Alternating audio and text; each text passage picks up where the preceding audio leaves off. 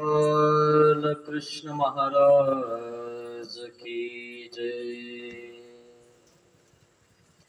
श्री कृष्ण गोपाल हरे, कृष्ण गोपाल हरे, दीन दयाल हरे, दीन दयाल हरे, रथ हाके राना भूमि में और तेरा नाम में मारा, कर्म योग के मर्म बतावे, परम योग के मर्म बतावे। श्री कृष्ण गोपाल हरे, कृष्ण गोपाल हरे, दीन दयाल हरे, दीन दयाल हरे, अजर अमर है परमतत्वयोग, रामन हे पर्वतात्मयो, काया के सुख दुख समझावे, काया के सुख दुख समझावे। श्री कृष्ण गोपाल हरे, श्री कृष्ण गोपाल हरे, दीन दयाल हरे, दीन दयाल हरे, सखा सारथी शरणागत के, सारथी शरणागत के, सदा प्रतिपाल हरे, सदा प्रितपाल हरे, श्री कृष्ण गोपाल हरे, कृष्ण गोपाल हरे, दीन दयाल हरे, दीन दयाल हरे, दीन दयाल हरे, दीन दयाल हरे, दीन दयाल हरे, दीन दयाल हरे, दीन दयाल हरे, दीन दीन दयाल हरे। दयाल हरे। श्री गोपाल कृष्ण महाराज की जय। दंडवत हो। गोपाल कृष्ण महाराज की जय. घासल्याशिवाय धार नाही तलवारीच्या पातीला, श्रीचक्र स्वामींच्या हल्ल्या चैत्राशिवाय पर्याय नाही, पर्याय नाही. ह्या महाराष्ट्राच्या मातीला, ह्या महाराष्ट्राच्या मातीला सूर्य कधी कोणाच्या हाताने झाकत नाही, हिमालय कधी कोणच्या बापाला वाकत नाही. श्रीमद भगवद्गीता खरं बोलते, कोणच्या बापाच्या आडवाची ताकद नाही, कोणच्या बापाच्या आडवाची ताकद नाही. स्वामींचा मुक्काम पैठणला होता. तिथं सारंग पंडितांनी आंघोळीचा जेवणाचा दंडत घातला होता. मग स्वामी त्यांच्या इथं गेले. हळद तेल उठणं लावून आंघोळ चालू होती. हळद तेल उठणं लावून आंघोळ चालू होती. छोटी राणायचा रडू लागली होती. मग मला बी हळद तेल उठणं लावायचं, मला बी स्वामींसारखं गोरं गोरं व्हायचं. मग ती रडू लागली. मग स्वामी म्हणले, ताई इकडे या, आम्ही तुम्हाला कवचीची गोष्ट सांगतो. कावळ्याचं घर शेणाचं, चिमणीचं घर मेणाचं. खूप मोठा पाऊस आला. कावळ्याचं घर वाहून गेलं, चिमणीचं घर राहून गेलं. धानायचा रडता रडता हसू लागली, आनंदाने नाचू लागली. श्री गोपाल कृष्ण महाराज. आपल्याशिवाय धार नाही तलवारीच्या पातीला, श्रीचक्रधर स्वामींच्या हल्ल्याच्या पर्याय नाही या महाराष्ट्राच्या मातीला. सूर्य कोणाच्या तळहाताने झाकत नाही, हिमालय कोणाच्या बापाला वाकत नाही. श्रीमद गीता खरं बोलते, कोणाच्या बापाच्या आडवायची ताकद नाही. झाडाखाली बसले होते. ससा पळत पळत स्वामींच्या मांडी खाली येऊन लपला. दोन पाठी पाठीमागून आले. स्वामी जीजी महाराज, आमच्या शर्यतीचा ससा द्या. तुमच्या काय खाल्लं? रानातलं गवत खातो, नदीचं पाणी पितो. इथे शरण आले. दोन दंडात घातले. आजपासून आम्ही शिकार करणार नाही. आणि इथे शरण आले, काही मरण असे. स्वामी महात्मे हो, या आनंद जा, आनंदीने राहा. दंडवत हो. संगमनेर तालुक्यामधील संगमनेरच्या अगदी जवळ असणारं हे मंगळापूर गाव आहे आणि या मंगळापूर गावामध्ये आपला हा शिदोरी सत्संग चालू आहे. या शिदोरी सत्संगामध्ये आपण नामाचे 10 ठाय बघत आहोत. त्याचं व्याख्यान करण्याचा प्रयत्न आपण करणार आहोत. आपण काल पाहिलं की नियत स्वीकाराचं नाम परमेश्वर स्वीकारत असतो आणि म्हणून निराकारापासून नाम मूर्ती, जो निराकार परमेश्वर आहे तो नाम स्वीकारतो, मूर्ती स्वीकारतो. पण निराकाराला प्रवृत्ती झाली, आमके नाम स्वीकारावे. आणि म्हणून मी तुम्हाला काल सांगितलं, बाईसाची कथा सांगितली, बोनेबायाची कथा सांगितली. आणि बाईसाकडे बोनेबाया गेल्या आणि सर्वज्ञ श्री चक्रधर भगवंत बाईसाकडे गेले आणि बोनेबाया त्र्यंबकला निघून गेल्या. बाईसा देवाला शोधत होत्या आणि बोनेबाया देवाला शोधत होत्या. पण बोनेबाया त्र्यंबकला जात होत्या, देवाला त्र्यंबकला जायचं नव्हतं.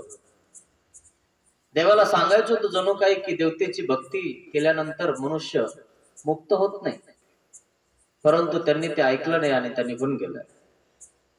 आणि बाईसाही तशी कर्मकांडामध्ये रत होती. आणि मग आता बाईसाकडे देव गेलेले आहेत, बाईसाकडे देव गेलेले आहेत. बाईसानं देवाला पाय पुसणं बसायला टाकलेले. मित्रांनो,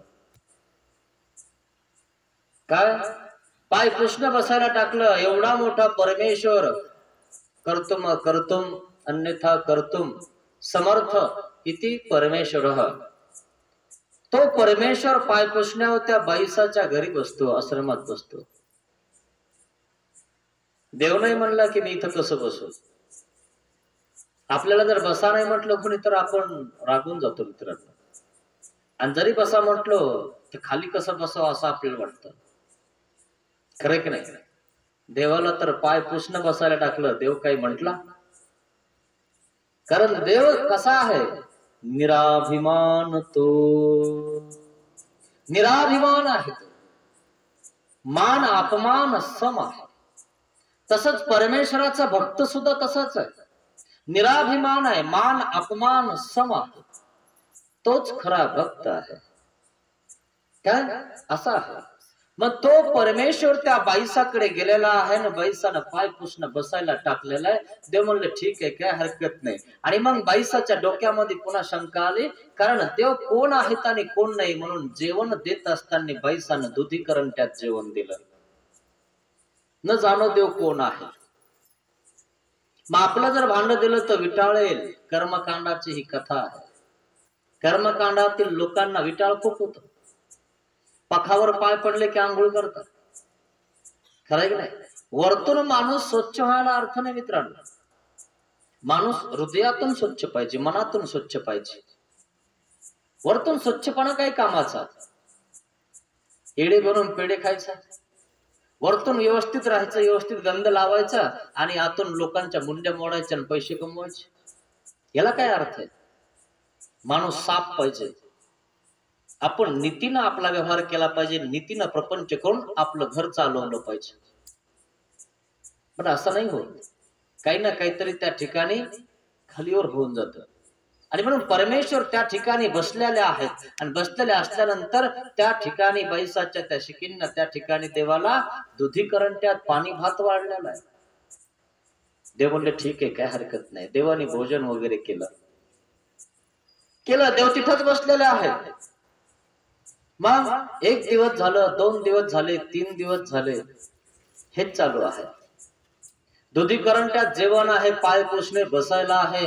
आणि सर्वज्ञ श्री चक्रधर भगवंताला असं कोपऱ्यामध्ये बसायला टाकलेलं आहे दरुजाजवळ. आणि ती बाईसा वर बसलेली आहे, कारण तिचा पयोवृत्तीचा मार्ग होता. आणि त्या पयोवृत्तीच्या मार्गाची ती मुख्य होती आणि तिला त्या ठिकाणी 2-3 शिष्य होते. असा प्रकार त्या ठिकाणी त्या बाईसाचा होता. बाईसा कर्मरती होती. कर्मकांडामध्ये कित्येक वेळेस ती द्वारावतीला सगळीकडे जाऊन आलेली आहे. वाराणसीला इथं जा तिथं जा, काशीला वगैरे वगैरे सगळे देव करून आलेली आहे. अशी ही आहे. मग हिच्या घरी देव गेलेले आहेत. देवाला कर्मकांडातून बाहेर काढायचे आहेत आणि म्हणून गेल्या 800 वर्षामध्ये सर्वज्ञ श्री चक्रधर भगवंतांनी क्रांती निर्माण केलेली. मित्रांनो, कशी क्रांती आहे? या कर्मकांडावर हल्ला केलेला आहे. काय? हे बंद करा, अंधश्रद्धेतून बाहेर निघा, हे देव सांगत आलेले. आणि म्हणून लोकांना ते सहन नाही झालं. काय? नाही सहन झालं आणि देव उत्तरापंथी निघून गेले. मित्रांनो, खरे. आणि म्हणून सहन होत नाही कोणाला.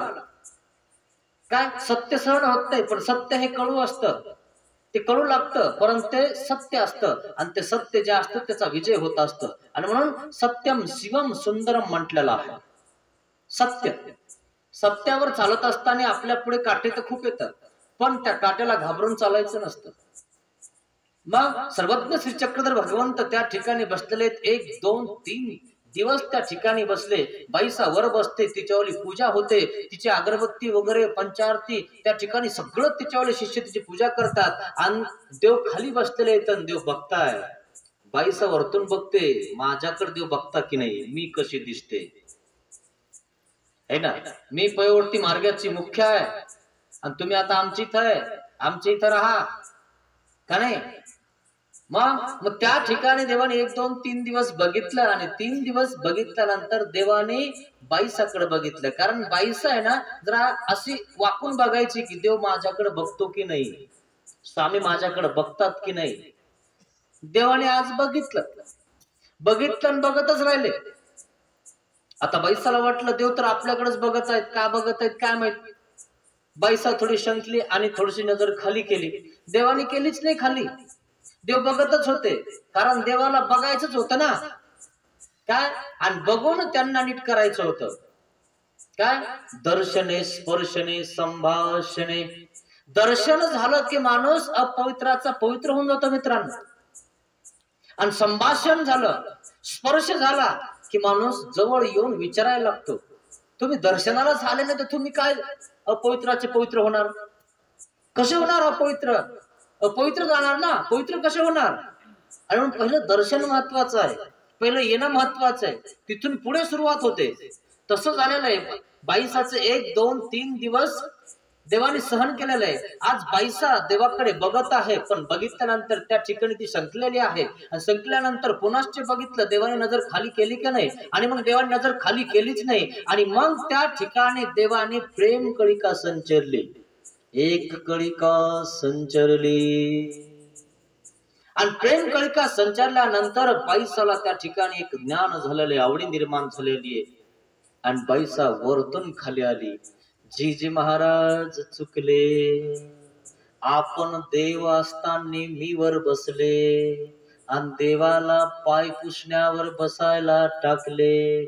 महाराज मी पापिनी चांडाळनी, मी अज्ञानी, माती रक्षावे जी, मला क्षमा करा महाराज, माझं चुकलं.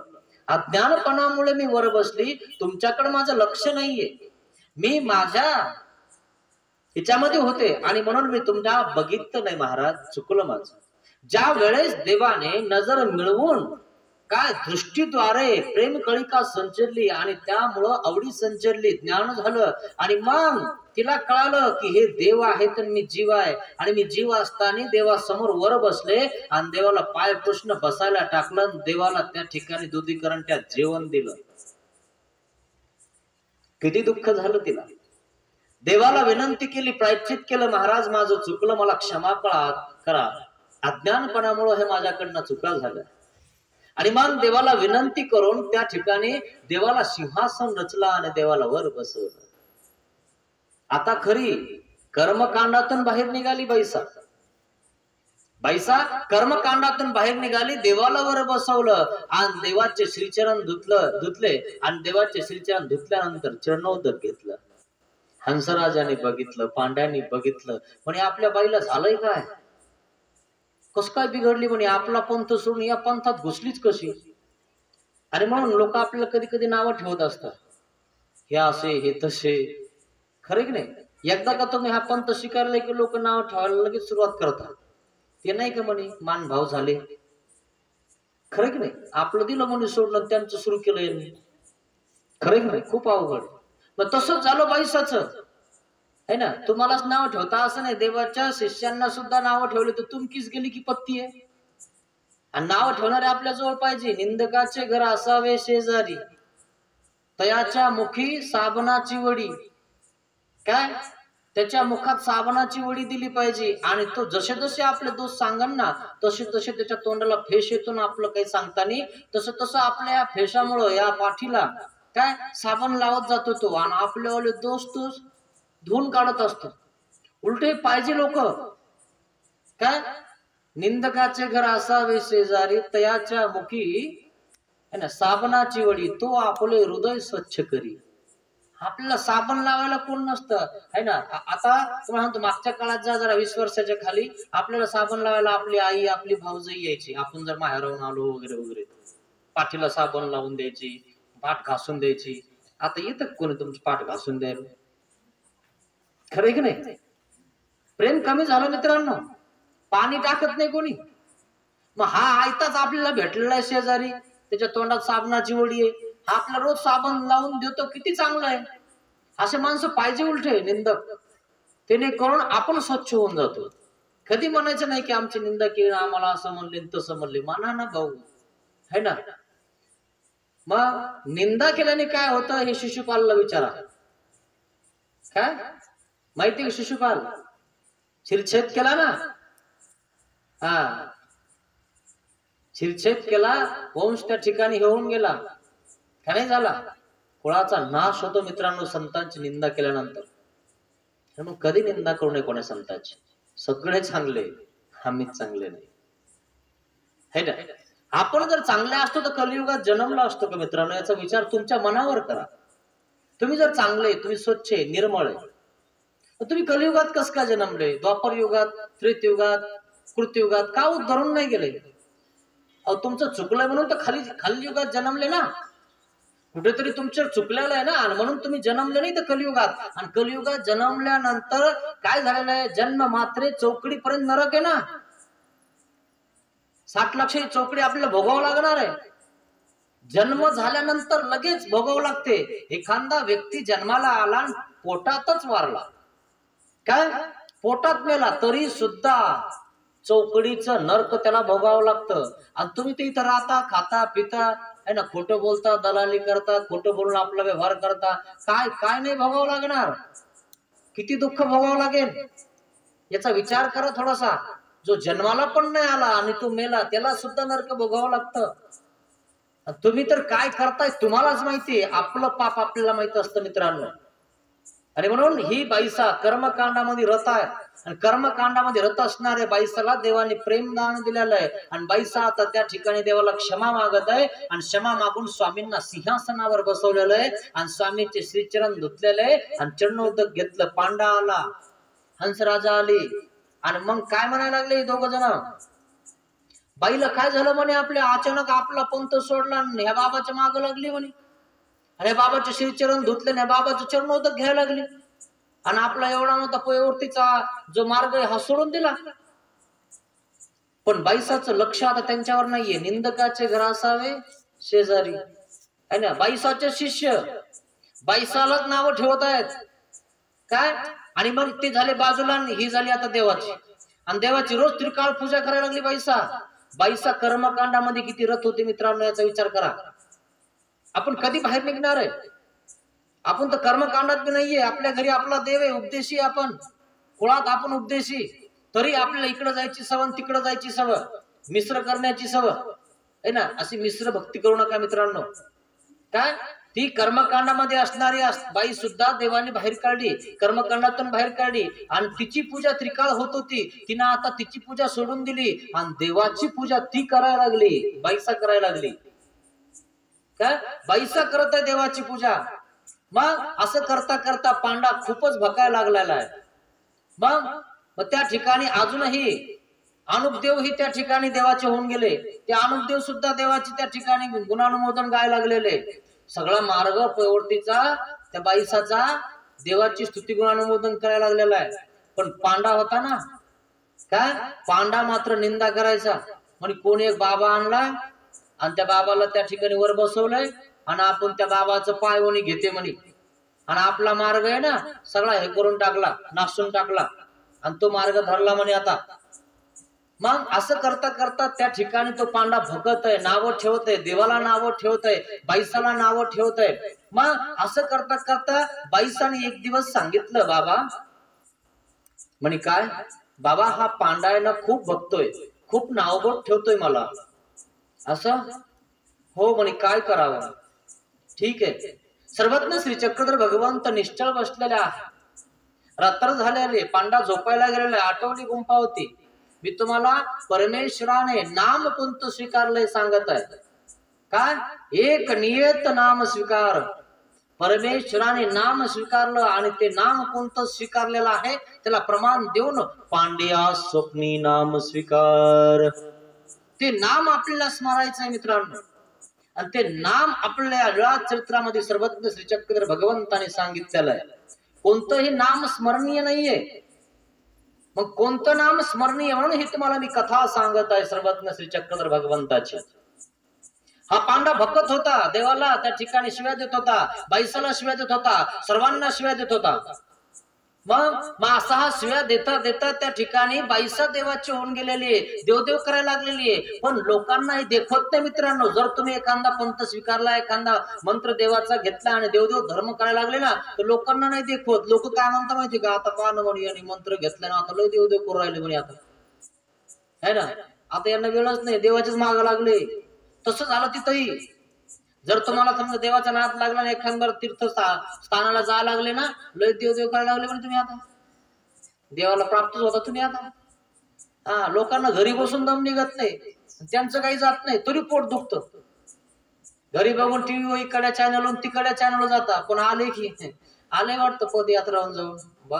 काय काम आहे तुम्हाला, आहे का? म्हणजे यांना लय काम आहे, या चॅनलवरून त्या चॅनलवर जातात आणि उलट पदयात्रा करून आले ते काय म्हणता, तुम्हाला दुसरं कुठं काम आहे का, हेच तर काम आहे ना आता. मग तुम्हाला लय काम आहे का, मग टीव्ही जवळचे का तुम्ही, खरं की नाही? मग ज्यांनी देव धर्म केला त्याला म्हणा ना, किंवा प्रसाद आणला असेल तर द्या, काही लीळा सांगा, कोणते कोणते स्थान केले आम्हाला सांगा. हे नाही, उलट त्याची आहे ना व्यावृत्ती करणार, असा प्रकार. मग तसं झालेलं आहे. हा पांडा काय करत आहे, बाईसाची व्यावृत्ती करत आहे, देवाची व्यावृत्ती करत आहे, निंदा करत आहे. मग एक दिवशी काय झालं माहितीये का, देवाला त्या ठिकाणी बाईसाने सांगितलं आणि बाईसाचा अभिमान घेतला देवाने. म्हणे ठीक आहे, तुमची निंदा करतो का, ठीक आहे. मग देव अचानक त्या ठिकाणी त्याला स्वप्न पाडतात. काय सांगितलंय, पांड्या स्वप्नी नाम स्वीकार. कोणतं नाम देवाने स्वीकारलेलं आहे ही कथा या ठिकाणी सांगत आहे तुम्हाला.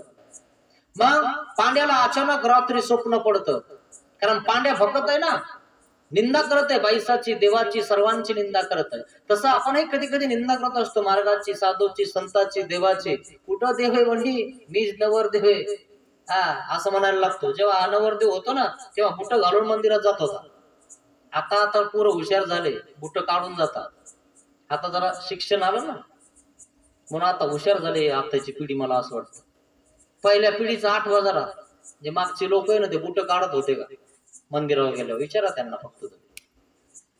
बिलकुल काढत नव्हते, तसेच चढायचे. नवरदेव म्हणे मी, देवाचा देव मी आहे, असं हे लोक काही का नाही.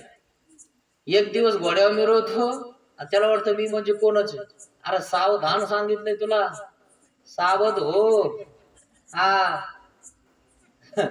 खरं की नाही, तरी सावध होत नाही भाऊ, काय बिलकुल लय अवघड आहे. मग तशा प्रकारे काय झालेलं आहे, पांड्या स्वप्नी नाम स्वीकार. मग त्या पांड्याला स्वप्नामध्ये काय झालेलं आहे, आता पांड्या झोपलेला आहे, सगळे झोपलेले आहे. झोपल्यानंतर अचानक 3 यमदूत येतात. काय, 3 यमदूत पांड्याच्या स्वप्नात येतात आणि 3 तलवारी हातात घेतात आणि 2 जण त्या ठिकाणी काय होतं, गदा हातात घेतात आणि पांड्याच्या डोक्यात टाकतात. बाईसाची निंदा करतो, देवाची निंदा करतो आणि त्या ठिकाणी याला तो मुदगल म्हणजे गदा डोक्यात बसायचा की देवा, त्या ठिकाणी जवळ येतात आणि श्रीकर पुढे करतात आणि काय म्हणतात, नका नका मारू, मारू नका यांना, यांना अजून काही माहिती नाहीये काय, आणि हा आमच्या बाईसाचा शिष्य आहे, आमच्या जवळचा आहे, नका मारू. देव त्या ठिकाणी येतात, काय स्वप्नात येतात आणि मग त्या ठिकाणी देव त्याचं संरक्षण करतात पांड्याचं. स्वप्नामध्ये यम लोक येतात आणि त्याला मारणार आहेत असं त्या ठिकाणी त्या पांड्याला स्वप्न पडतं आणि देव त्या ठिकाणी येऊन पांड्याला वाचवतात आणि मग पांडा त्या ठिकाणी घाबरून जातो, घाबरून जातो. घाबरून गेल्यानंतर तुम्हाला सांगतो स्वप्नातून उठून जातो. तुम्हालाही स्वप्न पडतं कधी कधी मित्रांनो, मी वाघे खादला है ना, मला वाघाने खाल्लं. कधी कधी असं स्वप्न पडतं, मी हत्तीवर बसलो, मी मिरवणूक निघाली, मला पैसेच पैसे भेटले. याला वाटतं वास आता टेन्शनच नाही आपल्याला, उठून पाहतो तर हत्ती कुठे. खरं की नाही, हत्तीच नाही. पण तेव्हा तो आनंदित असतो.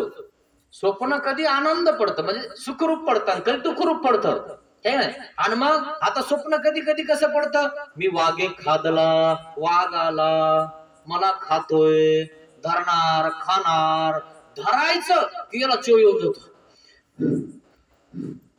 अरे मग घरचे म्हणतात काय झालं, म्हणे वाघ आला, म्हणे कुठे. खरं की नाही, त्यांना इथं कुठे स्वप्न पडलंय, घाबरू नका. मग ती बाई हवा आणते, दम धरा.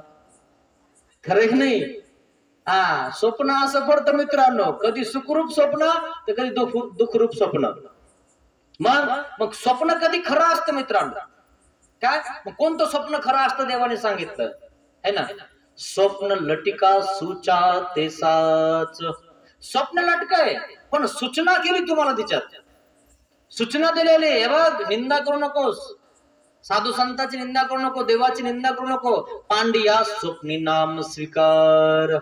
काय पांड्या त्या ठिकाणी निंदा करतोय आणि त्या ठिकाणी देव आलेले आहेत आणि यमदूताला सांगतात, अरे मारू नका याला, अज्ञान आहे अजून, हा नका मारू. आणि त्या ठिकाणी देव त्या पांड्या त्या ठिकाणी विचारतो, महाराज तुम्ही कोण आहात आणि मला तुम्ही वाचवलं. आणि मग देवाने आपलं नाम सांगितले, ऐसे ते नाम स्वीकार.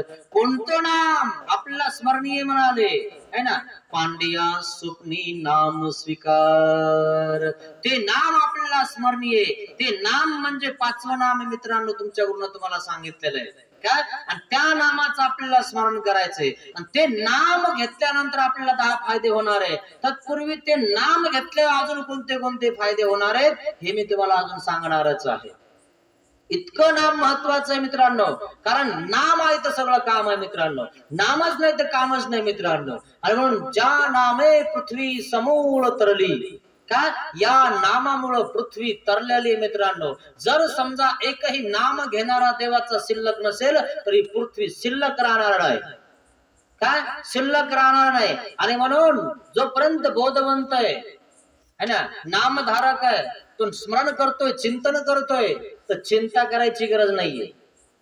आणि म्हणून चिंतन करा, काय स्मरण करा, पण कोणत्या नामाने करा, जे 5वं नाम तुम्हाला सांगितलेलं आहे का नाही. आणि इतर जे आहेत ते त्रिकाळ स्मरण करायचे, तिन्ही टाइम त्या 4 नामाचा त्या ठिकाणी जप करायचा आणि 5वे ते निरंतर स्मरायचं आहे.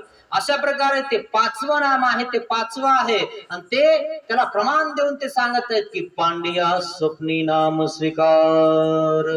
त्या नामाने आपल्याला स्मरण करायचं मित्रांनो. मग असं नाम घेतल्यानंतर अजून काय फायदा होतो, किंवा नाम घेतल्यानंतर देव जवळ कसा येतो है की नाही, किंवा नाव घेतल्यानंतर एखादा माणूस या गर्दीतून आपल्याकडे कसा येतो. एखाद्या माणसाचं आपल्याला नाव नाही ना, आपण म्हणतो इकडे इकडे आणि ते सगळे मागं बघतात, कोणाला बोलवतो तू, अरे नाव घे ना तू. खरं की नाही, कोणाला बोलवतो, खरे कुठे. म्हणून नाव महत्वाचं आहे. आणि म्हणून जो नाव ज्या नावाने आपण बोललो तो व्यक्ती येऊ शकतो. तुम्हाला नामच माहित नाही कोण येणार आहे, सगळेच बोलून बघतील पण एक जवळ येणार नाही. चोर आले, मग चोर आल्यानंतर हे बोंबलायला लागले है ना. मग आता नुसतंच बोंबलायचं का, एखाद्याचं नाव घ्यावा ना. ते म्हणजे नुसते बोंबलायला लागले, आले चोर, जाईन ते, हे जाईन ते जाईन ते जाईन, एक आखाड्यावरच जाईना. पण चोर आले एवढं माहित झालं, गोबाटा झाला. है ना. लोक लांबून बघतो तुम्हाला सांगतो, पण जवळ येत नाही. हा, मग विशेष नाव घेतलं काय, मग याचं घेतलं त्याचं घेतलं सगळ्याचं घेतलं, मग ते सगळ्याचं घेतल्यावर बी जमत नाही. मग तो काय म्हणतो, इकडा शेजारी काय म्हणतो, त्याचं घेतलं म्हणे, आता मग घेतलं होतं, आता तो जाईल म्हणे. मग त्याचं घेतल्यानंतर पुन्हा इकडे शेजाऱ्याचं घेतलं, मग तो मधला काय म्हणतो, तिकडा जाईल ना म्हणे, मग नाव बंद केलं म्हणून घेणार. मग तिकडा म्हणतो आता तो जाईल ना, त्याचं नाव घेतलं म्हणे. एक जवळ येत नाही, चोराचे रट्टे खाऊन आपल्याला बसावलं. आलं का जवळ, पण एकाला जर बोलावलं असतं तर तो काय म्हणला असता, अरे माझ्याच नावाने का नाही, हा जास्त आरडतोय, मलाच बोलवतोय, मला गेल्याशिवाय भाग नाही, काही हो पण मी जातोच का नाही. आणि म्हणून ज्याचं नाव घेतलं तो येतो मित्रांनो. आणि म्हणून द्रौपदीनं नाव घेतलं काय, सगळ्यांकडे गेली आधी, ती सांगणार आहे तुम्हाला. आलं कोणी जवळ, आलं कोणी संरक्षण करायला. मग शेवटी श्रीकृष्ण भगवंताचं नाव घेतलं, मग आले की नाही देव. देव म्हणले घास इकडं नाक, तिकडं नाक, तिकडं नाक, तिकडं नाक. तसे आपण नाक कुठं घासतो, एक जवळ येईना. शेवटी कुठं आपलं नाक घासायचं ध्यानात ठेवा. आपला तो देव एक करून घ्यावा. कोणी वांचवी ना, एका श्री चक्रपाणी वांचवी. आणि म्हणून ध्यानात घ्या की आपला देव कोणता आहे. परमेश्वरा जवळ आपलं नाक त्या ठिकाणी घासलं पाहिजे. तो परमेश्वर म्हणजे श्रीकृष्ण भगवंत आहे, त्याच्या जवळ आपण गेलं पाहिजे. हाती के पाव में सबका पाव मित्रांनो. आणि म्हणून ज्याचं नाव घेतलं तो जवळ येतो. आणि म्हणून या ठिकाणी सांगत आहेत, नाव घेतल्यानंतर एखादा व्यक्ती न देणारा सुद्धा देऊन जातो. काय, एखादा व्यक्ती न देणारा सुद्धा देऊन जातो. फक्त म्हणा आमक्या पाटलाने आमक दिलं, आणि पुढच्या वर्षी ज्यांना द्यायचं त्यांनी पुढे या. पाटील म्हणणारा आपण देणार, पुढच्या वर्षाची पंगत आपली फिक्स. खरं की नाही. कशामुळं, नाम, काय नाव घेऊन त्याचा सत्कार केला असं आहे. आणि म्हणून काय सांगत आहेत, नाव, नाम सगळ्यात महत्वाचं आहे. आणि ते नाम सांगत आहे की न देणारा सुद्धा दान देऊन जातो. काय, कशामुळे जातो, नाम. आणि म्हणून या ठिकाणी सांगत आहेत, मग साकारा निराकारा नामची कारण. साकार असो का निराकार परमेश्वर असो, नामाशिवाय त्यांची प्राप्ती होऊ शकत नाही मित्रांनो.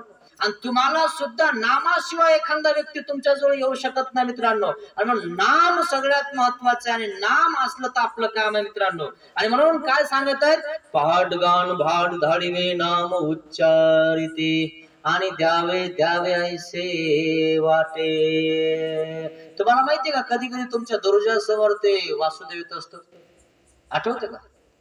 त्याला दोन गोंड्या असतात त्याच्या टोपीला, आणि ती गोंड्या अशी फिरवतो, आणि अशी घंटी असते, असा वाजवतो, वासुदेव आला रे वासुदेव आला, वासुदेव आला रे वासुदेव आला. खरं की नाही, फिरवतो की नाही. आणि मग त्याच्या दरवाजा समोर तो उभा राहतो, त्या ठिकाणी तो काय म्हणत असतो, पहाट गान भाट धाडिवे नाम उच्चारिती. त्यांना कधी कधी भाट लोकही म्हणतात, है ना, भाट असतात ते. मग ते काय करतात माहिती का, सकाळी सकाळीच येतात, आणि सकाळी सकाळी येतात त्या ठिकाणी सुरुवात करतात, है ना. पहिल्या घरी जातात, त्या ठिकाणी गेल्यानंतर सुरुवात करता मागायला. आणि मग मागत असताना ते त्यांची वंशावळी सांगत असतात. काय सांगता, वंशावळी सांगता. परंतु आता शामराव आत बसलेला, आणि शामराव लय कडक आहे, कोणालाच काही देत नाही, काही घेणं नाही म्हणे, कोणाला दान द्यायचं नाही, काही करायचं नाही, है ना. काम करायला काय होतं म्हणे यांना, आणि आशातला होता, खरंय ना.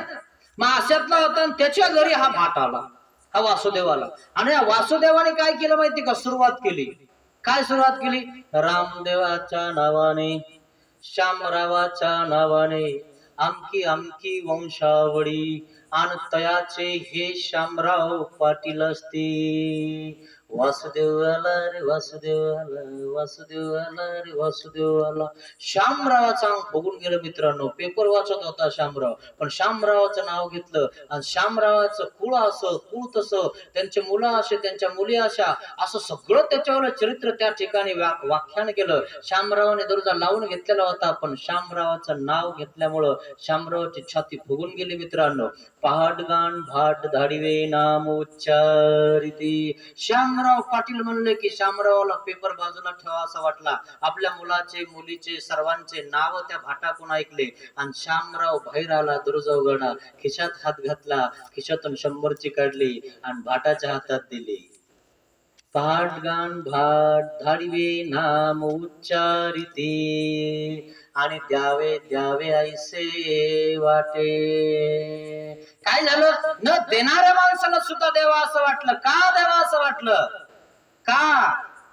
पहाटगाण भाट धाडिवे नाम. काय उच्चारलं त्यांनी? सकाळी सकाळी नाव त्याचं घेतलेलं आहे. कोणाचं? त्या पाटलाचं नाव घेतलेलं. मग पाटील फुगला की नाही? पाटला बरं वाटलं की नाही? आणि पाटलाची निंदा केली असती तर खरंय उभा नसतं राहू दे तुझ्या समोर. खरंय खोट आहे?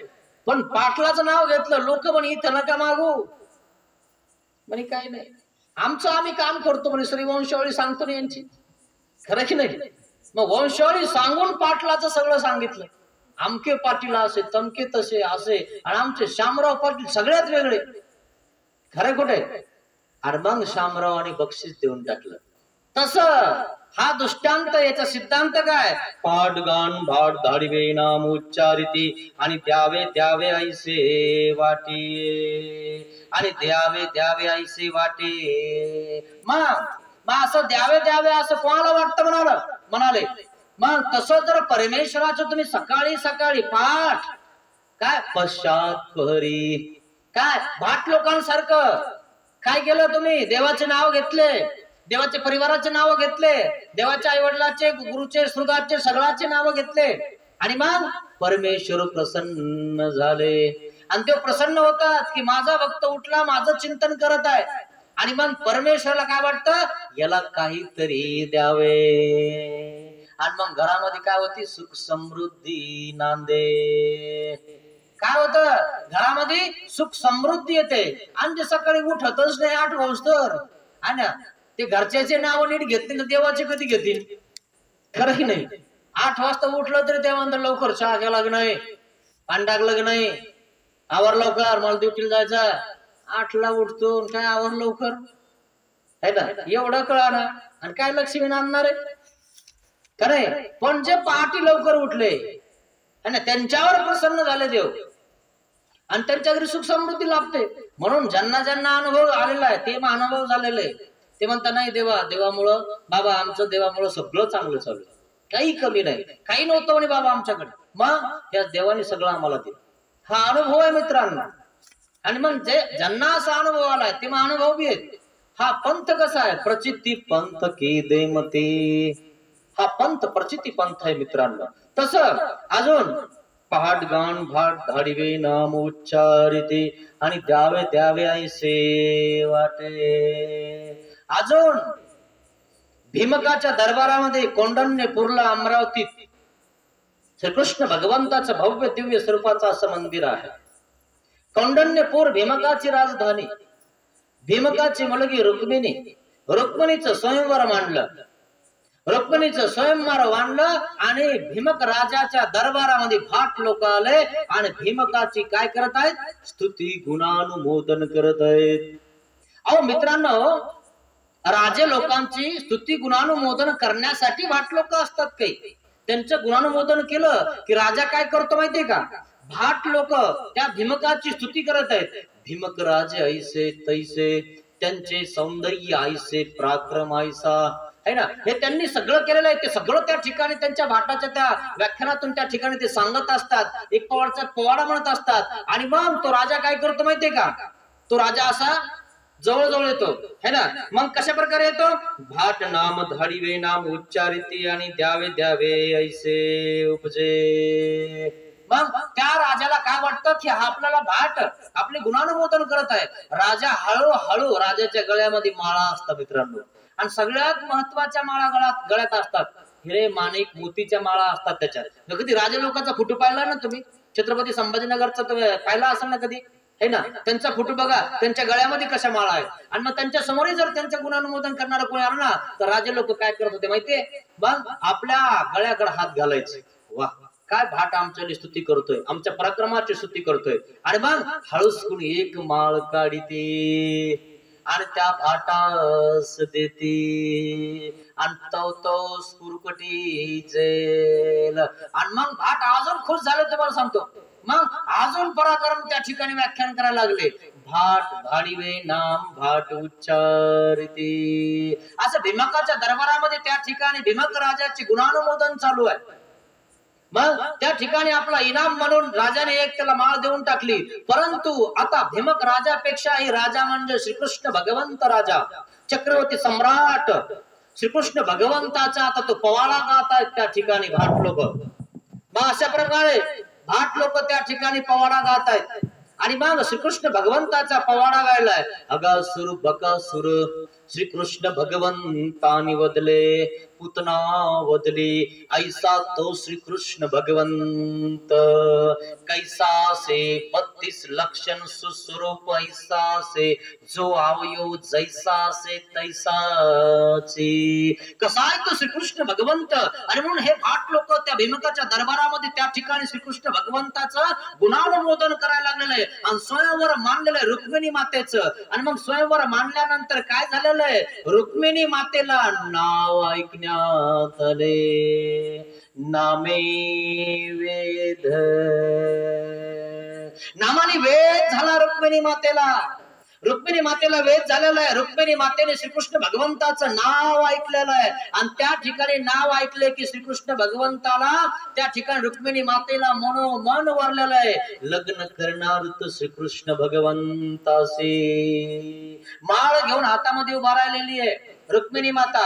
आणि श्रीकृष्ण भगवंताचं नाव ऐकलेलं आहे. स्वयंवर मांडलेलं आहे. स्वयंवर म्हणजे काय असतं मित्रांनो, की राजे लोकांचे युवराज जे असतात त्यांच्यावाले जे युवराज एकत्रित येतात, राजे एकत्रित येतात आणि मग आपली कला त्या ठिकाणी दाखवतात. आणि त्या कलेमध्ये जो प्रवीण असेल त्या कलेवर त्या ठिकाणी त्या राणीचं स्वयंवर होत असतं. परंतु राणीनं त्या रुक्मिणी मातेनं काय झालेलं आहे, श्रीकृष्ण भगवंताचं नाव ऐकलेलं आहे आणि रुक्मिणी मातेशी वेद झाला. काय असं नामाने वेद निर्माण होतो मित्रांनो. मग वेद झाला त्या ठिकाणी शिशुपाल आहे, रुक्मी आहे, भरपूर राजे लोक आलेले आहेत. आणि मग त्या ठिकाणी राजे लोक काय म्हणतात की शिशुपाला सोबत रुक्मिणीचं लग्न लावून द्या. आणि मग रुक्मिणी मातेने श्रीकृष्ण भगवंताला त्या ठिकाणी वरलेलं आहे, मला श्रीकृष्ण भगवंत पाहिजे. कारण या भाट लोकांनी त्या सभेमध्ये श्रीकृष्ण भगवंताचं वर्णन केलेलं आहे, नाव ऐकलं श्रीकृष्ण भगवंताचं आणि रुक्मिणी मातेशी वेद झाला. रुक्मिणी मातेला वेद झालेला आहे आणि आपल्या पिताश्रीला सांगायला गेली, मला कोणासोबत लग्न करायचं नाही, लग्न करणार तर मी श्रीकृष्ण भगवंताशीच करणार. आणि मग त्या ठिकाणी पेच पडला. राजांना काय सांगायचं, शिशुपाल उठला म्हणे असं कसं काय होणार आहे. आणि मग त्या ठिकाणी अस्तव्यस्त झालेलं आहे. आणि रुक्मिणी माता आपल्या त्या ठिकाणी आपल्या वाड्यामध्ये गेलेले आहे. आणि मग त्या ठिकाणी सुत होता, मग तो त्या ठिकाणी आलेला आहे आणि रुक्मिणी मातेला पानाचा विडा दिला हातामध्ये. रुक्मिणी मातेच्या हातात पानाचा विडा दिला आणि पान जळून गेले. का जळाले, श्रीकृष्ण भगवंताचा एवढा वेद उत्पन्न झाला की हातातलं ओलं पान असून सुद्धा करपून गेलं मित्रांनो.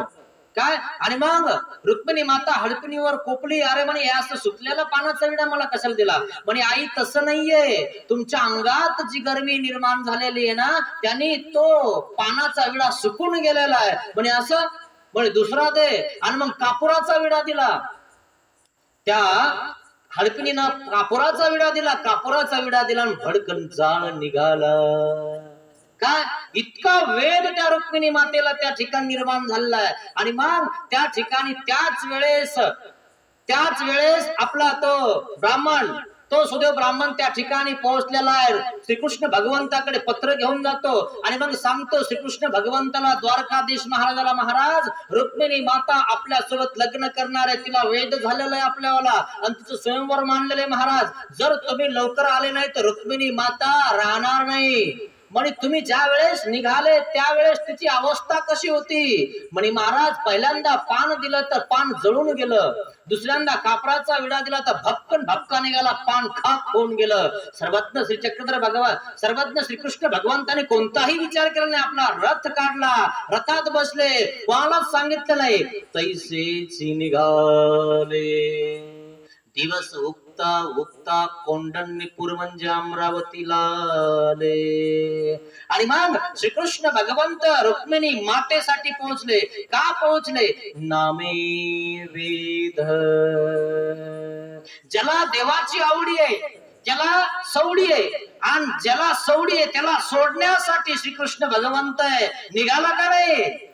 द्वारकेहून रथ घेऊन निघाला. तुम्हाला घरी सोडायला आहे का कोणी? है ना. ज्याला आवडी नाही त्याला कोण सोडणार आहे? घराच्या बाहेर निघायची परवानगी नाहीये. आणि ज्याला आवडी आहे, सवड आहे, त्याला सोडण्यासाठी देवा आहे. नाही तर सगळे तुम्ही बंधनात आहे. कर्मानुबंधीनी मनुष्य लोके. सगळे बांधलेले आहे तुम्ही, है ना. 2-4 दिवस कधी पदयात्रेला जावं असं वाटतं, परंतु जाऊ शकत नाही. बांधलेले. कोण करण हे काम? कोण करण मागचं? कसं जायचं आपण? तुम्ही गेले तर कसं व्हायचं आमचं? खरे खोट आहे. आणि मग सुटायचं कसं आपण? कधी जायचं? कधी अनुभव घ्यायचा? कधी सुख घ्यायचं? आणि कधी मानव व्हायचं? कधी मोक्षाला जायचं? कौरव बांधून राहायचं. बरं एक दिवस नाही ना, म्हातारा होस तर आपण बांधलेलंच आहे. खरे खोट आहे. चालता येत नाही, फिरता येत नाही, तरी आपण त्या ठिकाणी अंगूरच्या बागाला किंवा चिकूच्या बागाला राखण आहेच.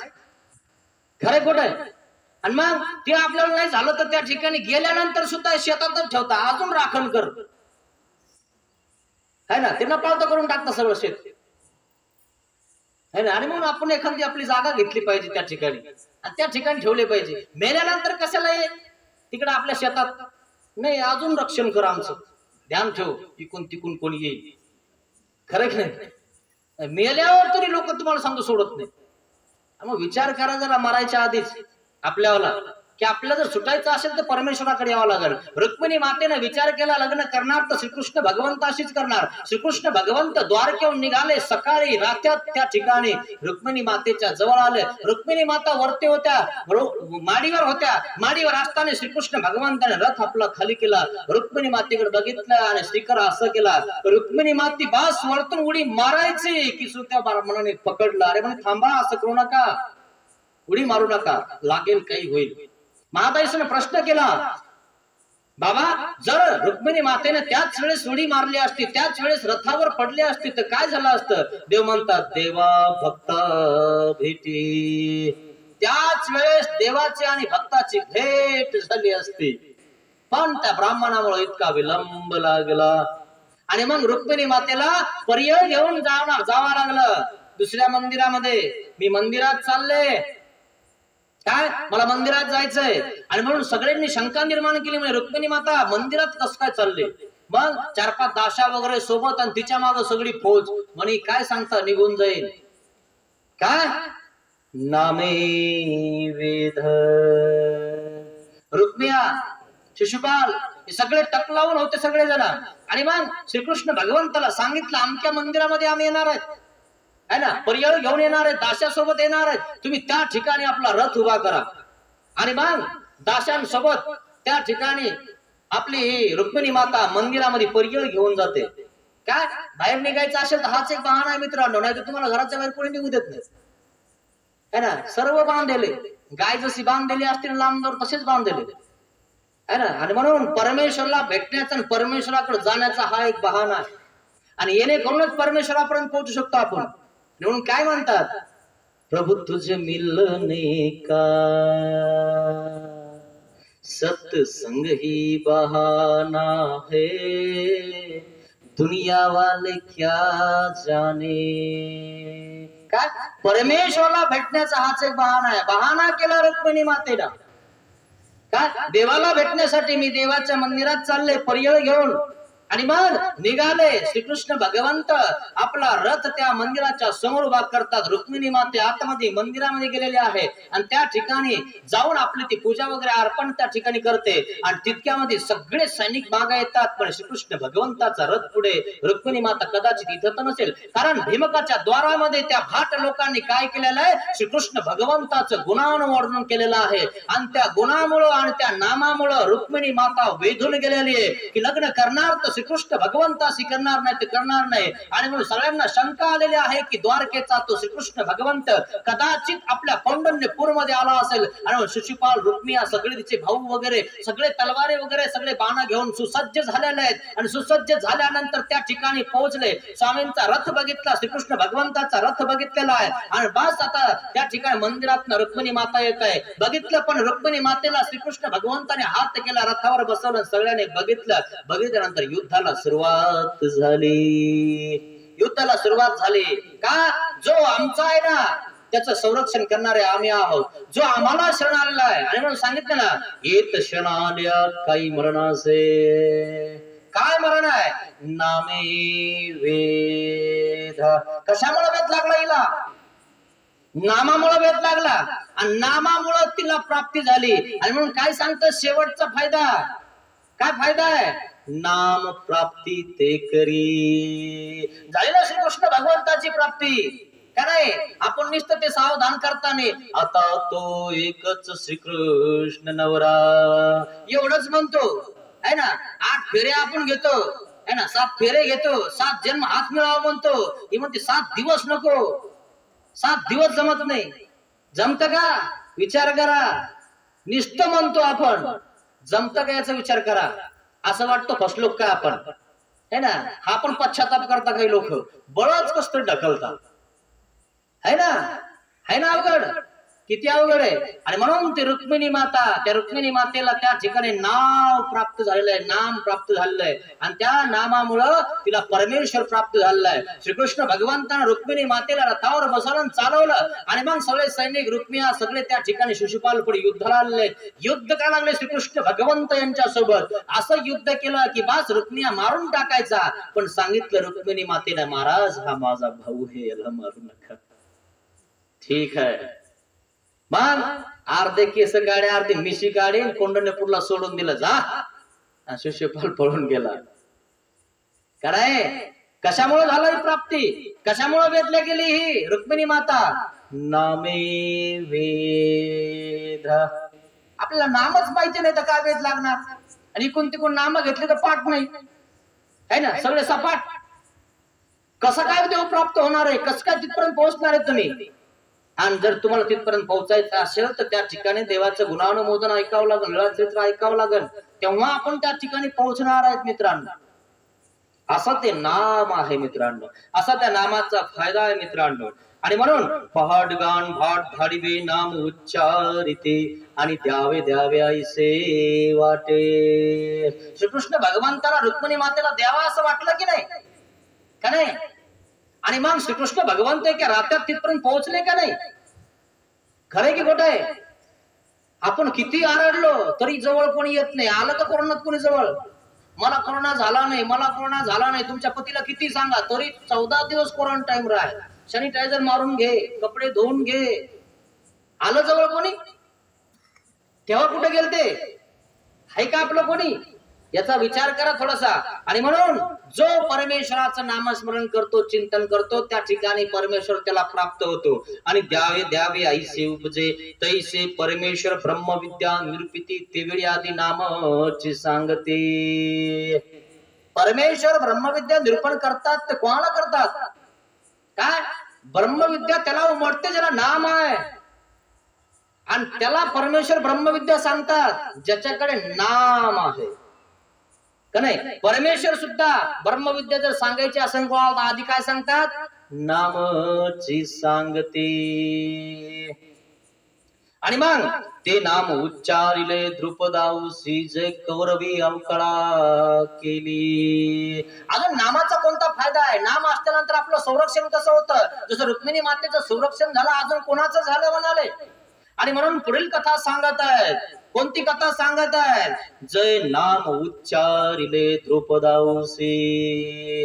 द्रुपदाऊसी, द्रुपदा महाभारतातली पांडवाची पत्नी, 5 पांडवाची असणारी. मग काय झालेलं आहे? जे कौरवी अवकळा केली. कौरवांनी डाव रचला, द्यूत खेळायला बसले, द्यूतामध्ये सर्वच हरले. का नाही हरले? इतके हरले की स्वतः ही द्यूतावर लावून घेतले. भीम हरला, अर्जुन हरला, नकुल सहदेव हरला. धर्मराजाने स्वतःला पण हरवून टाकलं. काय? मी तुमचा गुलाम. इतका हरला. त्या ठिकाणी डाव मांडलेला आहे. काय? आणि त्या डावामध्ये कर्ण बसलेला आहे, दुर्योधन बसलेला आहे, शकुनी बसलेला आहे, धृतराष्ट्र समोर आहे, भीष्म पितामह, कृपाचार्य, द्रोणाचार्य, विकर्ण, दुःशासन, सर्व घनदाट सभा बसलेली आहे. आणि या घनदाट सभेमध्ये हा द्यूताचा डाव चालू आहे. जे कौरवी अवकळा केली ते तिने नामेची संहारिले. आणि मग इतक्यांच्या समोर शकुनीनं डाव रचलेला आहे, शकुनीनं कपट केलेलं आहे मित्रांनो. नाही तर धर्मराजा द्यूत खेळण्यामध्ये इतका प्रवीण होता. विराट राजाच्या घरी असताना द्यूत राजा धर्मराजाने विराट राजाला द्यूत कसे खेळायचे शिकवलं मित्रांनो. पण शकुनीचं कपट होतं मित्रांनो, म्हणून धर्मराजा हरला. धर्मराजाचं नाव धर्मराजा होतं आणि धर्मच होता, तो धर्मच करत होता. परंतु धर्मराजाला त्या ठिकाणी कूटनीतीनं हरवलं गेलं. शकुनीनं डाव केला आणि म्हणून धर्मराजा हरला. धर्माचा रथ 4 बोट वरतून चालायचा असं म्हणतात. का चालत होता? धर्माने वागत होता. काय? पण या ठिकाणी द्यूत खेळत असताना तो थोडासा आंधळा झाला होता. सगळ्यांना लावून टाकलं, सगळी आपली प्रॉपर्टी, सगळं धन दौलत सगळं निछावर करून टाकलं. स्वतःलाही केलं, भावांनाही केलं. आणि मग कर्ण, विकर्ण, दुःशासन आणि दुर्योधन सगळे बसलेले आहेत. आणि म्हणे आता कोणाला लावणार? म्हणे माझं सगळं संपलं, तुम्ही जिंकले. आणि म्हणे तुझं अजून संपलं नाहीये. मग अरे काय बाकी राहिलं माझ्याजवळ? मी पण तुमचा गुलाम झालेलो आहे. म्हणे नाही, अजून एक वस्तू आहे. म्हणे कोणती आहे? आणि मग सांगितलं ती द्रौपदी नाही का, तिला लाव म्हणे ते. काय? आणि त्या ठिकाणी 4 भाऊ त्या ठिकाणी उठले. म्हणे असं बोलतोस? म्हणे असं नाही, राजाला ही चेतावणी आहे. आणि राजाला चेतावणी दिल्यानंतर राजाने सावध राहिलं पाहिजे युद्धासाठी. तो एक धर्म आहे. राजाने चेतावणी दिल्यानंतर, युद्धाला पुकारल्यानंतर राजा जो पळून जातो तो हरतो. आणि त्याला हार स्वीकारायची नसते. काय? आणि धर्मराजाने सांगितलं ठीक आहे, काही हरकत नाही. धर्मराजाने त्या ठिकाणी आपली पत्नी म्हणजे द्रौपदा द्यूतावर लावून टाकली मित्रांनो. आणि धर्मराजा हरला, द्रौपदी हरली. दुःशासन हसाय लागला, कर्ण हसाय लागला, सगळे हसायला लागले. दुर्योधन हसायला लागलेला आहे. म्हणे आता द्रौपदी आमची झाली. दुःशासनाला सांगितलं, दुःशासना जा, द्रौपदीच्या राजवाड्यामध्ये जाऊन तिला फरफडत ओढत घेऊन ये. ती आपली झालेली आहे, आता कोणाची भीती नाहीये. धृतराष्ट्र त्या राजसभेवर बसलेला आहे. कृपाचार्य, द्रोणाचार्य, भीष्म पितामह, विकर्ण, काय मोठाले योद्धे समोर आहेत. आणि त्या मोठाल्या योद्ध्या समोर हा डाव चालू आहे. आणि त्याच ठिकाणी त्याच घरातली कुलवधू असणारी ही द्रौपदी आहे. आणि त्याच राजसभेमध्ये त्या द्रौपदीला वळायला सांगतात. युवराज असणारा दुर्योधन वळून आला म्हणतो दुःशासनाला. कोणी काही बोललं नाही मित्रांनो. बोललं कोणी की आपल्या सुनबाईला आपल्याच राजसभेमध्ये कसं ओढून आणायचं? म्हणला का तो राजा असा काही? पुत्राच्या मोहाने व्याकुळ झालेला होता तो धृतराष्ट्र. काही बोलला नाही, पण मनामध्ये जळत होता, अरे दुर्योधना असं नाही करायला पाहिजे. पिताश्री तुम्ही शांत बसा. मग सांगितलं, दुःशासन गेल्यानंतर सांगितलं, भाभी तुम्ही जिंकलेले आहात. म्हणे कसं काय? त्या ठिकाणी द्यूत चालू होतं. द्यूतामध्ये स्वतः आपल्या सर्व पत्ती हरलेल्या आहेत. मग हरल्यानंतर त्या ठिकाणी काय झालेलं आहे? तुम्हाला सुद्धा डावा लावलेला आहे, तुम्ही पण हरलेला आहे. म्हणजे मी काय एखादी वस्तू आहे का डावा लावायला? आणि मला न विचारता लावलंच कसं? असं तसं त्या ठिकाणी बोलल्या. आणि त्या ठिकाणी बोलल्यानंतर दुःशासन परत आला आणि सांगितलं, म्हणे काय असं असं असतं का? सभेमध्ये सांगितलं. दुर्योधन म्हणतो, अरे जा धरून आण तिला, ती आपली झालेली आहे, आता घाबरू नको. दुसऱ्या वेळेस दुःशासन गेला आणि सांगितलं, भाभी तुम्ही लवकर चला, तुम्ही आता तुमच्या राहिल्या नाहीये, तुम्ही आमच्या झालेल्या आहे, तुम्ही आमच्या गुलामात दासी झालेल्या आहेत, तुम्ही जाऊन त्या ठिकाणी दुर्योधनाला सांगा. सांगितलं मी येऊ शकत नाही, मी रजस्वीला झालेले आहे, ते तर आले असते, पण मी रजस्वीला झालेले आहे तोपर्यंत मी येऊ शकत नाही. जा सांगून द्या राजसभेमध्ये की मी रजस्वीला झालेले, मी येऊ शकत नाही. दुःशासन पुन्हा परत आला, परत येऊन सांगतो त्या ठिकाणी दुर्योधनाला, त्या राजसभेमध्ये सांगतो की असं असं झालेलं आहे, आणि ती सांगते रजस्वीला आहे. आणि मग असं झाल्यानंतर सुद्धा दुर्योधन काय सांगतो, अरे जा घेऊन तिला घेऊन ये, वडत आण. म्हणे महाराज ती येत नाहीये, केसांना धरून आण. कशी येत नाही? दुःशासन गेला. जर तू आता जर रिकाम्या हाताने हात कापून टाकीन तुझे. दुःशासन गेला मित्रांनो, द्रौपदीकडे गेला. द्रौपदी घाबरली, म्हणे आता हे काय आपल्याला ऐकणार नाहीये. द्रौपदीच्या केसांना पकडलं, दुःशासनाने फरफरत ओढत आणलं. आडत होती, ओढत होती, वाचवा वाचवा. भीष्म पितामहा, धृतराष्ट्र, विदुर काका सगळ्यांचे नाव घेत होती, मला वाचवा. हा दुःशासन माझ्या केसांना पकडून फरफरत या राजसभेमध्ये ओढत आणत आहे, आणि आपल्याच सभेमध्ये आपल्याच स्त्रीला, आपल्याच सुनांना त्या ठिकाणी ओढून आणलंय. किती किती त्या ठिकाणी गुणास्पद आहे. रडत आहे. ओढत आणलं मित्रांनो, केसांना धरून ओढत आणलं, राजसभेमध्ये फेकून दिलं ओढून. त्या ठिकाणी द्रौपदी उभा राहिलेली आहे. धृतराष्ट्रा समोर बनते तुमच्या राजसभेमध्ये, आणि तुमच्याच कुलवधूच हे असे चारित्र्याचे चिथडे चिथडे होत आहेत. बरं झालं तुम्हाला डोळे नाहीये. डोळे असते तर काय बघितलं असतं तुम्ही, काय केलं असतं तुम्ही. वाचवा मला, मला वाचवा, मला हे असं करणार आहेत.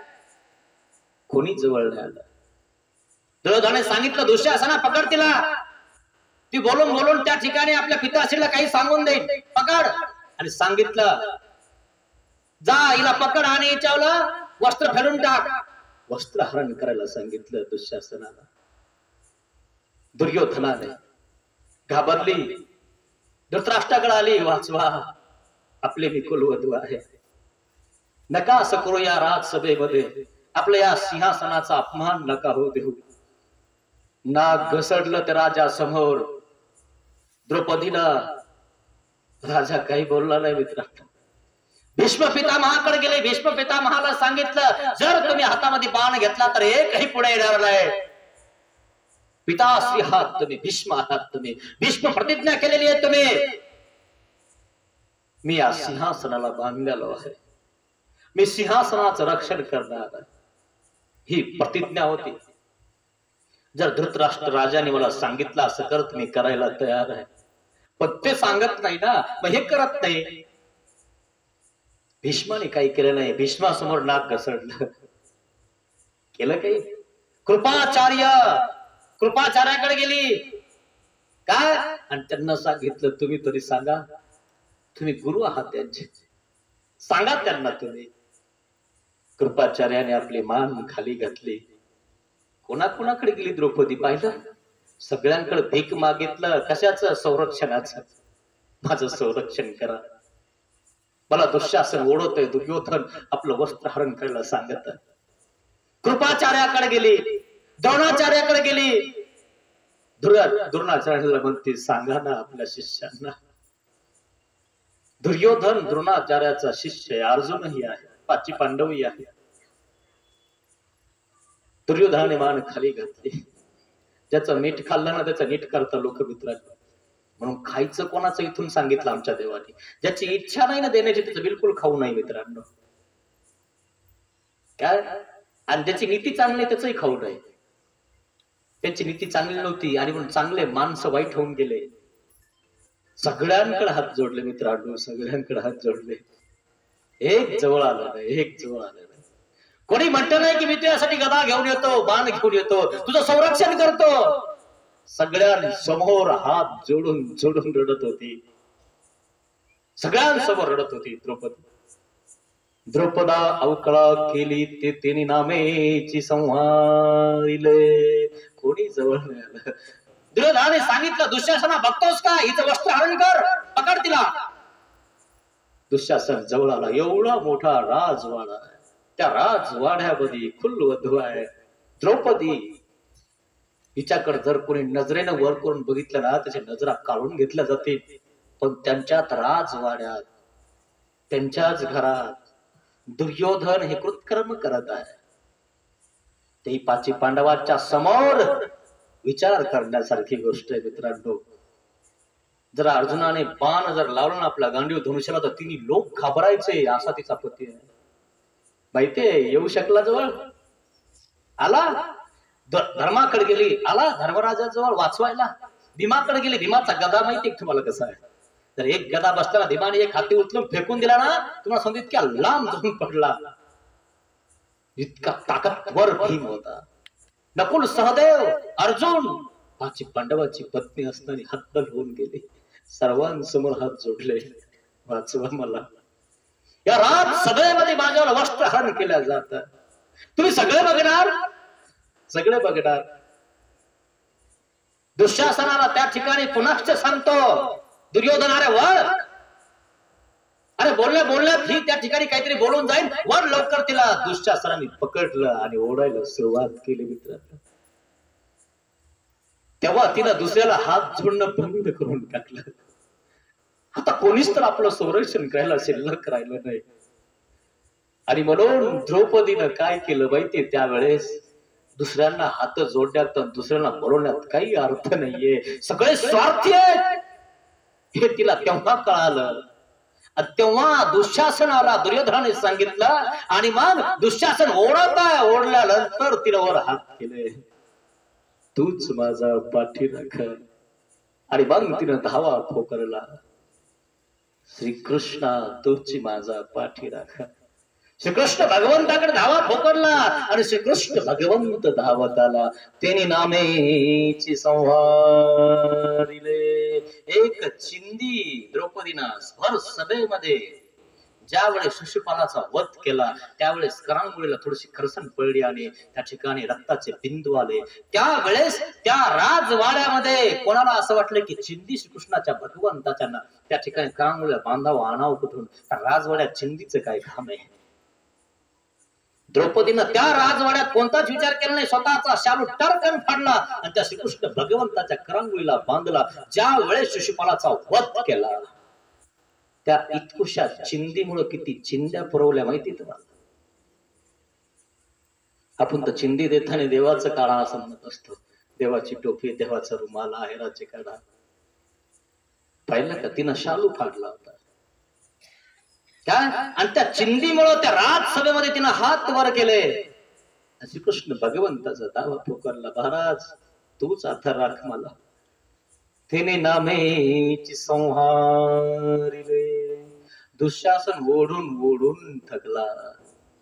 काय ओढून ओढून थकला मित्रांनो. दुःशासन पडला काय. आणि त्यावेळेस तिचं वस्त्रहरण श्रीकृष्ण भगवंताने होऊ नाही दिले. झाले का काय. स्त्रीची सगळी लज्जा, सगळी लाज, सगळी इज्जत श्रीकृष्ण भगवंताने वाचवली. का नाही वाचवली. भर सभेत वाचवली. कोणी आलं का. एवढे योद्धे होते, आलं कोणी जवळ. आणि म्हणून तिने नामेची संहारिले. शेवटी याच श्रीकृष्ण भगवंताने काय केलेलं आहे. त्यांच्या सगळ्यांचा संहार झालेला आहे, सगळ्यांचा सर्वनाश झालेला आहे. त्या भर सभेमध्ये दुःशासन त्या ठिकाणी ओढून ओढून थकला, सगळे हतबल झालेले आहे. त्याच वेळेस द्रौपदी सावध झाली आणि धृतराष्ट्राच्या समोर गेली आणि सांगितलं, मी एक शाप देणार आहे तुम्हाला. शाप देऊन टाकणार मी तुम्हाला. तुम्ही माझ्यावर इज्जत या भर सभेत काढली. गांधारी समोर आली, म्हणी थांब थांब बेटा, असं करू नकोस. स्त्रीचा शाप लागत असतो मित्रांनो. गांधारी हुशार होती. धर्मराज धृतराष्ट्राला जाऊन सांगितलं असं होऊ देऊ नका, तिचा शाप लागला ना सर्वनाश होऊन जाईल आपलं. आणि मग धृतराष्ट्र सावध झाला, म्हणे ठीक आहे मी तुला काही देतो, तू माग. मग काय मागितलं. पहिल्या शब्दात पाची पांडवाला मागून घेतलं, दुसऱ्या शब्दात स्वतःला सोडून घेतलं काय. आणि एक डाव खेळण्याच्या त्या ठिकाणी सांगितलं. सोडून घेतलं स्वतःला, पाची पांडवाला तिनं सोडलं. कोणामुळे सोडण्यात आलं, कोणामुळे झालं असं? तिने नामेची संहारिले. श्रीकृष्ण भगवंताचा वास तिच्या पाठीमागे आहे. पाठीचा कणा कधी तुम्ही पाहिलाय का मित्रांनो? नाही पाहतायत आपल्याला. तसा देव आपल्या सदैव पाठीशी असतो, त्याच्या मुखात नाम असते. द्रौपदीच्या पाठीशी होता तो श्रीकृष्ण भगवंत. सोडून घेतला शकुनीनं, पुन्हा डाव रचला. म्हणे नाही असं केलं आणि हे जर इथं राहिले ना तर भांडणं होती. धृतराष्ट्राला सांगितलं. म्हणे नाही, म्हणे आता डाव जर असा होईल तर म्हणे काय होईल? 12 वर्ष वनवास, 1 वर्ष अज्ञातवास. शकुनीनं पुन्हा डाव रचला. त्या डावात ते हरून गेले. 12 वर्षाचा वनवास झाला, 1 वर्षाचा अज्ञातवास झाला. या अज्ञातवासामध्ये जर ओळखू आले की हेच 5 पांडव आहेत, तर पुन्हा 12 वर्ष वनवास. असं करून करून यांना तिकडच वनवासात घालायचं होतं. पाहिलं का? आपल्या पोटचे, आपल्या जवळचे, आपलेच भाऊ, आपलेच सगळे हे ना, कसे करतात ना आपल्याला. तुम्हाला अनुभव असेल. आपल्या पोटचे, आपल्या जवळचे, आपले भाऊ. अरे तुला तर देणार नाही, तिकडे लोकांना देईन मी, पण तुला देणार नाही साला, म्हणता की नाही? आपल्या भावजाया घरच्या जावा, तुला तर नाही म्हणे, मी तिकडे लोकांना वाटेन, पण तुला देणार नाही म्हणे. काय हे सगळं महाभारत आहे, सगळ्यांच्या घरात आहे. हाय का नाही? असंच आहे. मग हे जर तुम्हाला नसेल पाहिजे, जर तुमचं संरक्षण व्हायला असं तुम्हाला वाटत असेल, तर नाम देवाचं मुखात पाहिजे. त्याने नामेची संवारिले, जे कौरवी अवकळा केली. केलं की नाही मित्रांनो संरक्षण? देवाने संरक्षण केलं. कोणाचं केलं? द्रौपदीचं केलं. कोणाचंही केलं का? तिनं चिंतन केलं, चिंता दूर झाली. 12 वर्ष वनात राहिले, पण 12 वर्ष वनामध्ये राहून युद्धाची तयारी केली. काय केली? इतकी तयारी केली की बास 5 जण कोणाला अटकणार नाही. आणि 1 वर्ष अज्ञातवासात राहायचंय. अज्ञातवास व्यासा पाळला त्या ठिकाणी की कोणालाच ओळखून आलं. ज्या राजाच्या घरी, ज्या विराट राजाच्या घरी राहिले ना, त्या विराट राजाला सुद्धा समजलं नाही की हे 5 पांडव. अरे अर्जुन माहितीये कसा होता? बलशाली होता. पण अर्जुन त्या उत्तरासोबत राहतो, एका बाई सोबत राहतो. अर्जुन एक पुरुष आहे, क्षत्रिय आहे. क्षत्रिय असताना सुद्धा बाईला कळलं नाही त्या की हा बाई एक पुरुष आहे. कसा राहिला अर्जुन? पाहिले निपुणता? काय आहे का निपुणता आपल्याजवळ? आहे का दम आपल्याला? आपल्याला तर न्यूज तर दम न मित्रांनो. 1 वर्ष अर्जुनाने कसं काढलं असेल? त्या स्त्रीला माहिती होते नाही की ती स्त्री म्हणते तू माझी मैत्रीण आहे. अर्जुनाला, बर्णनला तिच्यावर नाव ठेवलेलं आहे त्या ठिकाणी. कशी राहिली असं? कसा राहिला असेल तो अर्जुन? कशी निपुणता असेल त्या अर्जुन जवळ? 1 वर्ष अज्ञात वासामध्ये राहिले. त्या राजाला सुद्धा नाही समजलं की हे 5 पांडव आहेत का. त्या स्त्रीला सुद्धा समजलं नाही की हा अर्जुन आहे का. नाही समजलं. अशा प्रकारे निपुणता त्या ठिकाणी होती. कोणामुळे सगळं झालं? तिने नामेची, त्या नामामुळे सगळं झालं. अशा प्रकारे कौरवांचा सर्व नाश झालेला आहे. काय? या नामामुळं. आणि म्हणून नाम असेल तर तुमचं काम होतं मित्रांनो. नामच नसेल तर काय काम होणार आहे मित्रांनो. आणि म्हणून एखाद्याचं नाव सांगितलं की काम होतं मित्रांनो. आणि नाव चिंतन केलं, नाम चिंतन केलं की आपले सगळे काम ऑटोमॅटिक होऊन जातात मित्रांनो. आणि म्हणून नामे वेध असा नामाचा फायदा आहे मित्रांनो. नामाने संरक्षण होतं मित्रांनो. नाम घेतलंय का नाही कोणाला कळत पण नाही मित्रांनो. आणि म्हणून स्त्रीनं घ्यायचं नाही, मुलींनी घ्यायचं नाही, पोरांनीच घ्यायचं, असं काही जी खोडी समजते डोक्यातून काढून टाका मित्रांनो. का बरं? नाम तारी. नावाने संरक्षण केलं द्रौपदीचं. काय केलं की नाही हे तुमच्या समोर आहे मित्रांनो. म्हणून आजपर्यंत नामाचं चिंतन तुम्ही केलं नसेल तर देवाला क्षमा मागा मित्रांनो.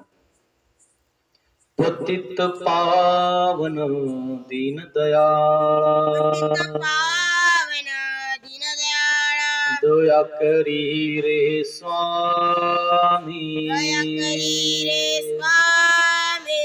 अज्ञानाने घडले घडले पातक अज्ञानाने घडले पातक म्हणून पापिया मी पापिया मी दया करी रे स्वामी दया करी रे स्वामी ज्या मनाने पाप कल्पिले मनाने पाप कल्पिले हे मन तुला दिले मी हे मन तुला दिले मी दया करी रे स्वामी दया करी रे स्वामी ज्या वाचेने जना दुखविले सावाचे रे जना दुखविले ती वाचा तुला दिली मी देवाच्या तुला दिली मी दया करी रे स्वामी दया करी रे स्वामी देहाने हा कर्म कराया देहाने हा कर्म कराया दास तुझा मी झालो दास तुझा मी झालो पतित पावन दीन दयाळ पतित पावन दीनदयाळ दया करी रे स्वामी दया करी रे स्वामी दया करी रे स्वामी दया करी रे स्वामी दया करी रे स्वामी श्री गोपाल कृष्ण महाराज की जय दंडवत हो।